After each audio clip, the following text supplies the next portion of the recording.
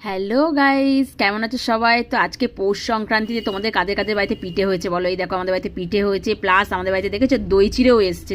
তো দই চিড়ে কারা খায় জেনারেলি জানো নিশ্চয়ই তোমরা। তো দই চিড়ে বিহারিরা খায়, ইয়েস, বাঙালিরা খায় পিঠে আর মানে বিহারিরা খায় দই চিড়ে। তো আমাদের বাড়িতে দুটোই হয়, কারণ আমাদের বাড়িতে দুটোই চলে, ঠিক আছে। মা বাঙালির রিচুয়ালসও করে, আবার বিহারিদের রিচুয়ালসও করে, কারণ আমার মা বাঙালি আর বাবা হলো বিহারি।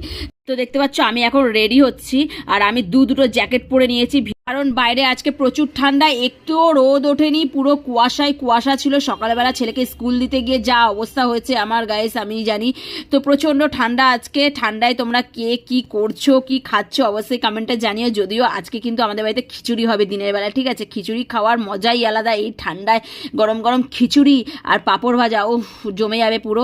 তো তোমাদের বাড়িতে কাদের কাদের দই চিড়ে হয়েছে আর কাদের কাদের বাড়িতে পিঠে হয়েছে অবশ্যই কিন্তু কমেন্টে জানিও। দেখো আমি কিন্তু তোমাদের সাথে কথা বলতে